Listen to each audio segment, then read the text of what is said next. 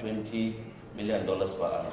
And while if you do that with Nigeria also, it will give you less, that is $107 million. But however, the Americans have achieved what they want, sophistication, technology, while the 5 years and the amount of money spent in Nigeria is wasted. Nothing has been achieved. The effect: inaccuracy, declaration and classification assessment, undervaluation and overvaluation. Here you can see at the same time between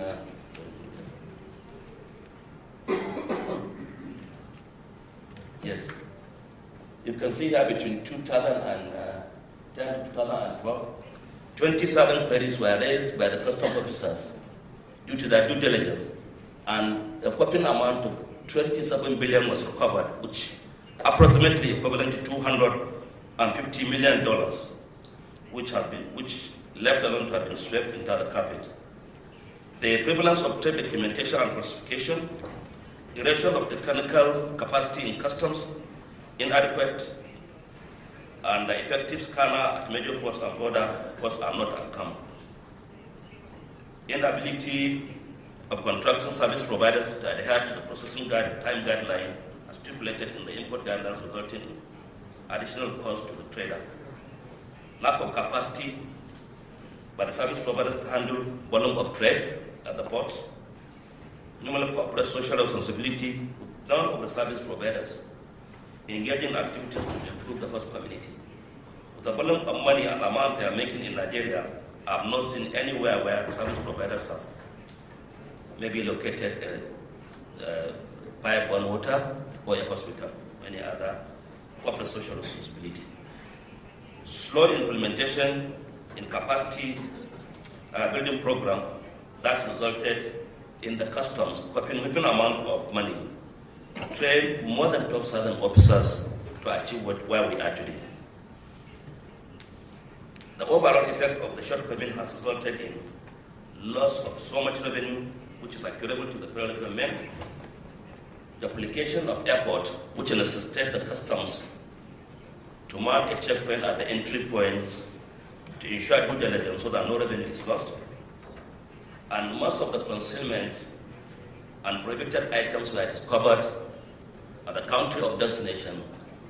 That renders the precision inspection ineffective.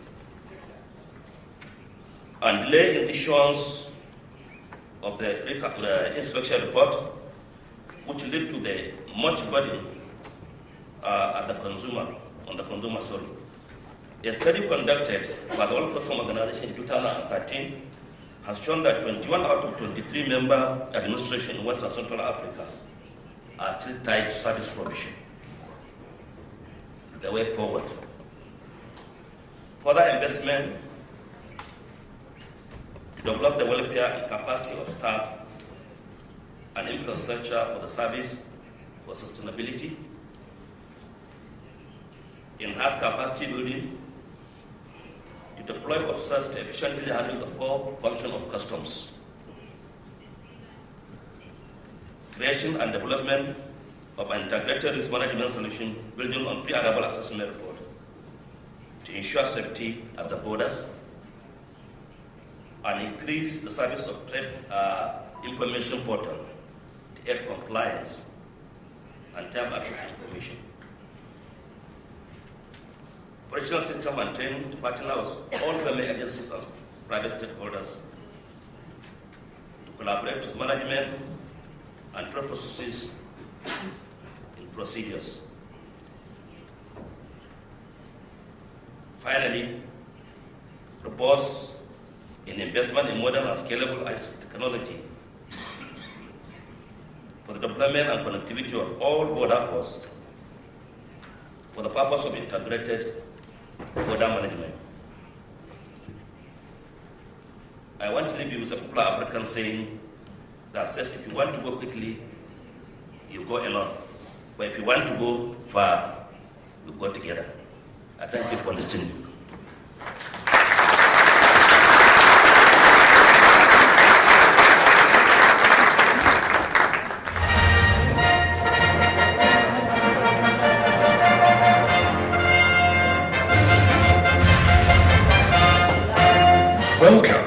rolling center of the Nigeria Customs Service. Situated in the Customs Headquarters, Abuja, the center will be undertaking the issuance of pre-arrival assessment reports for all imports into Nigeria.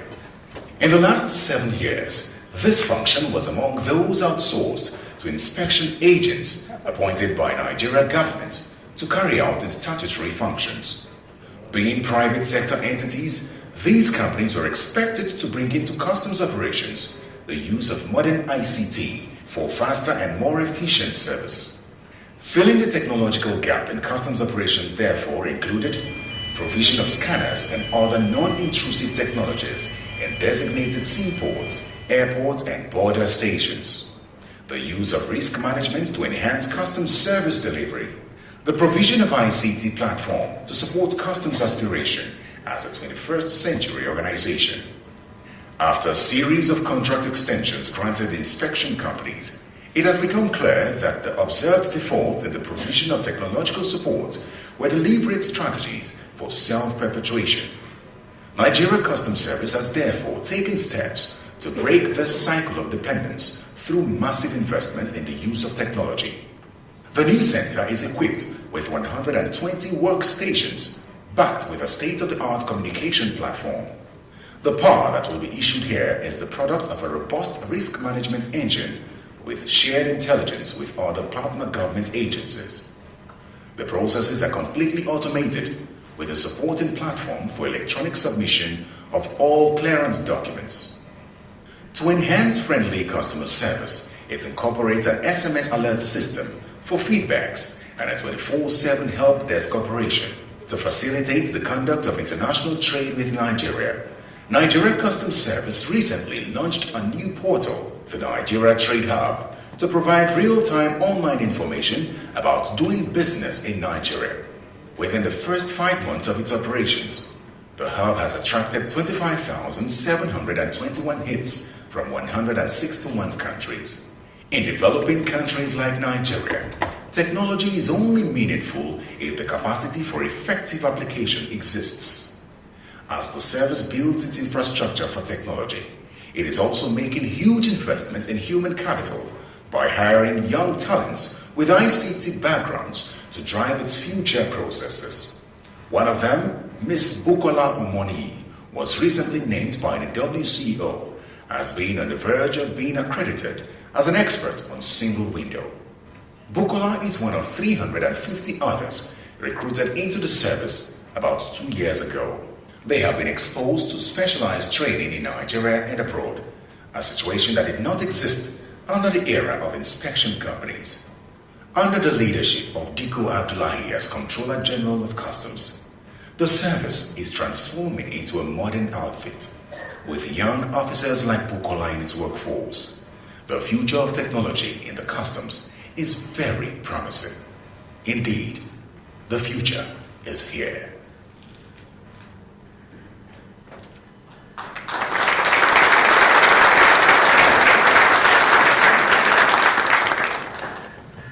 Muchas gracias a todos los presentadores. Creo que han hecho una intervención bastante interesante. Voy a tratar simplemente de resumir rápidamente para entrar a las preguntas.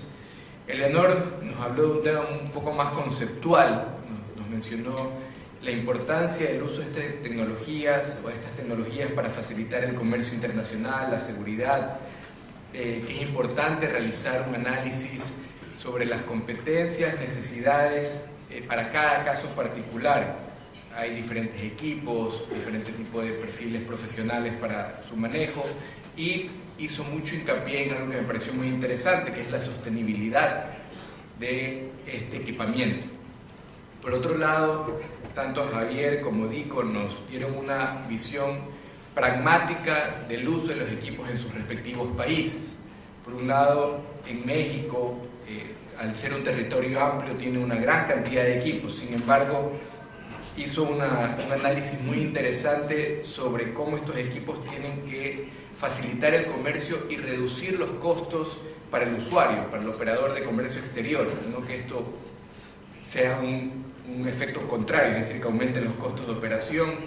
Habló de los retos en cuestión de ubicación y cobertura, supervisión, reglas y equipos complementarios, con un análisis bastante interesante mezclándolo con tres aspectos: tecnología, equipo humano y operación. Finalmente, Lico nos habló sobre la modernización que han llevado a cabo en la aduana, y me pareció bastante interesante su concepto, lo que nos presentó respecto a las 4 P's, que eran personas, procesos, plataforma tecnológica y la política, dejando a un lado sistemas que les habían resultado poco efectivos, como por ejemplo el PCI o Pre-Shipment Inspections, invirtiendo una gran cantidad de recursos en tecnología y, como él mismo lo mencionaba, siempre moviéndose hacia adelante. También tuvimos la oportunidad de ver un video que se veía claramente un trabajo en conjunto entre la aduana y el sector privado, que considero un concepto bastante importante. Con este breve resumen de las 3 exposiciones, y agradecemos mucho la intervención de cada uno de ellos, abrimos el foro para preguntas.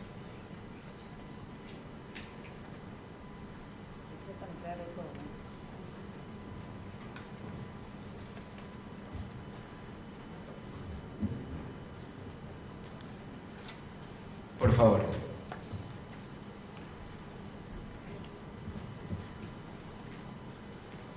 Gracias. Buenos días. Mi nombre es Edgar Campos, de la Aduana de Perú. Y la pregunta es para nuestro amigo Javier.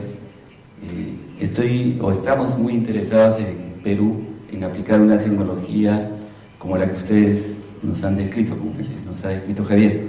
Y la pregunta era de cómo se complementan las otras tecnologías, o sea, precintos electrónicos, videocámaras, etcétera, para la gestión de riesgo y la selectividad de todas las mercancías que van a ser sujetas o sometidas a rayos X, principalmente para la mercancía que está contenerizada. Y la otra pregunta es, ¿cuál es el nivel de eficacia o el nivel de incidencia encontrados en este tipo de revisiones? Solamente la de carga, entiendo que la de pasajeros ahí es más fluido y es más dinámico, pero en la de carga, ¿cómo contribuyen estas revisiones y cuál es el nivel de incidencia? Gracias. La manera de determinar la carga que se va a pasar a equipos de revisión no intrusiva, en México tenemos un módulo de selección automatizada. En pocas palabras, es un semáforo que trabaja de manera aleatoria.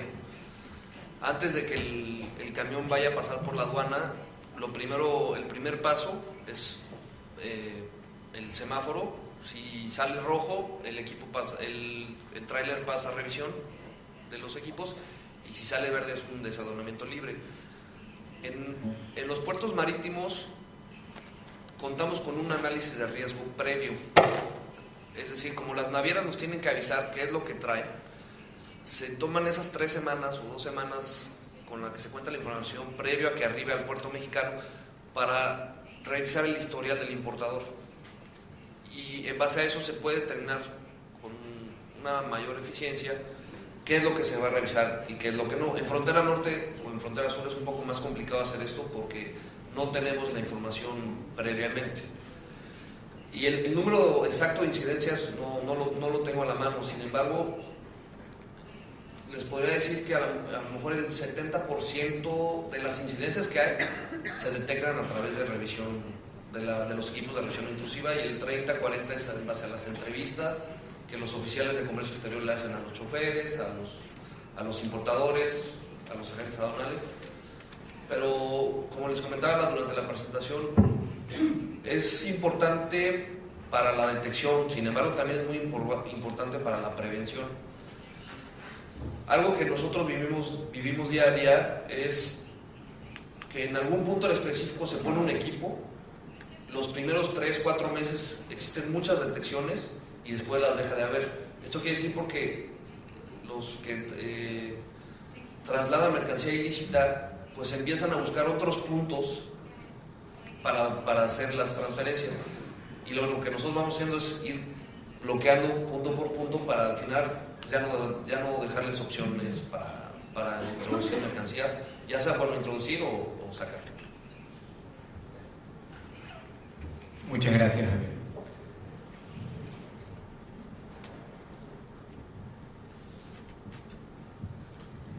Buenos días, mi felicitación a los tres panelistas, muy interesantes las disertaciones. Mi pregunta es para Javier. Quisiera saber si utilizan diferentes tipos de equipos de rayos X para material orgánico e inorgánico. Y también si es que tienen equipos específicos, especiales para la detección de drogas. Gracias. Tenemos diferentes equipos, diferentes marcas, tecnologías. Tenemos rayos X fijos, rayos X móviles, que tienen diferente software que permite diferente identificación de mercancía. Para el caso de drogas sí tenemos equipo especializado, tenemos el TrueNarc, tenemos un equipo que se llama FASIR, que sirve para la detección de mercancías de sustancias de difícil identificación, en los cuales se categoriza la droga como una mercancía de difícil identificación. Tenemos los Sortex, tenemos tanto equipo de revisión no intrusiva como equipo complementario, son los CT30. Tenemos de trazas, tenemos gran variedad de equipo que permite la identificación de drogas. Muchas gracias. ¿Alguna otra pregunta? Por favor.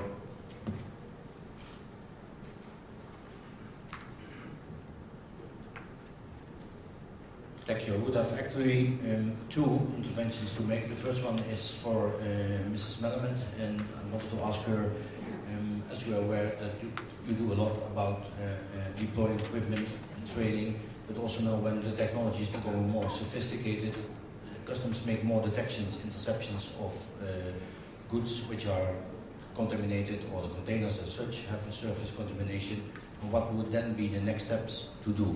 Because often it is that then the cargo is sent back to the originating country, but then of course the container might be sent to another country. So the whole procedure starts again. Whether you would also consider to do a bit more guidance for customs administrations, how they should react once after a secondary inspection a contamination is confirmed, so there is a source.